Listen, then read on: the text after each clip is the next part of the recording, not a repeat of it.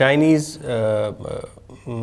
Technology है, ये कहा जा रहा है दुनिया में और इंडिया में स्पेशली कि जो चाइनीज़ टेक्नोलॉजी है वो पाकिस्तान ने यूज़ की है।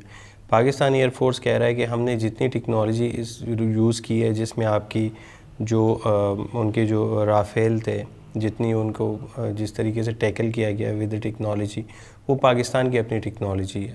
So is it true? देखें जी, अल्लाह का लाख लाख शुक्र है। अब मैं थोड़ा सा डिटेल में इसमें जाऊंगा कि इस वक्त पाकिस्तान में 2 एयर फोर्सेस हैं। एक प्योरली चाइनीज़ सिस्टम की एयर फोर्स है जिसमें एयरक्राफ्ट हैं, फाइटर एयरक्राफ्ट, रेडार्स हैं, मिसाइल्स हैं, और एक तरफ हम जाते हैं F-16, उनके जो अमेरिकन रेडार्स हैं। सो खुदा न खास्ता इसमें तो हमने इस F-16 इस्तेमाल ही नहीं किए, हमने तो सारे के सारे चाइनीज़ जो है वो टेक्नोलॉजी इस्तेमाल की है। और वो जो अंग्रेज़ी में कहते हैं कि it is not the weapon, it is the man behind the weapon that actually matters.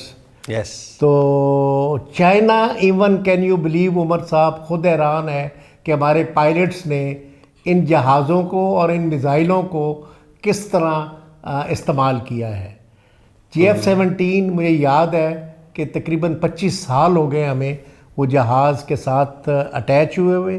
पहले ये चाइना में बनता रहा, अब कई सालों से पाकिस्तान में बन रहा है, और वक्त के साथ साथ इसको हमने अपग्रेड किया है, जैसे मैं पहले जिक्र कर रहा था। ये पाकिस्तान ने ये अपग्रेड खुद किया है? खुद किया है। अच्छा। हमने खुद अपने वर्जन किए हैं, 1, 2, 3 और 5 तक हम पहुंच गए हैं।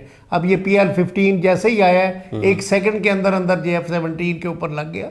मिसाइल के लिए आपको अगर लेट से अमेरिकन टेक्नोलॉजी होती तो कभी भी ना चाइनीज़ सिस्टम उसके साथ इंटीग्रेट करना बड़ा मुश्किल हो जाता है। नहीं, हम पे भी चाइनीज़ का थोड़ा बहुत असर तो है जी, चीज़ें बनाने में। पहले दुनिया के अंदर बात की जाती थी 2 टेक्नोलॉजीज़ की, रशियन टेक्नोलॉजी या अमेरिकन टेक्नोलॉजी। अब जो है, जो बात शुरू हो गई है वो Chinese technology versus American technology, और उसमें इनको बहुत फ़ायदा हुआ है हमारे साथ कोलैबोरेशन करने का।